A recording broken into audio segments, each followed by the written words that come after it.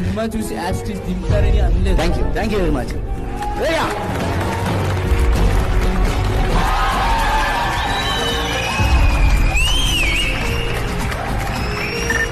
Fail అయిపోయినాడంటే వెళ్ళిపోతా అంతే సింపుల్. మీరు ఫెయిల్ అవ్వలేదని నేను చెప్తున్నాను.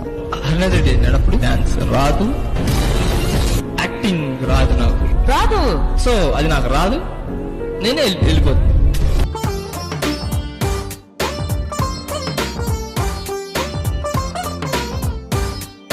నన్ను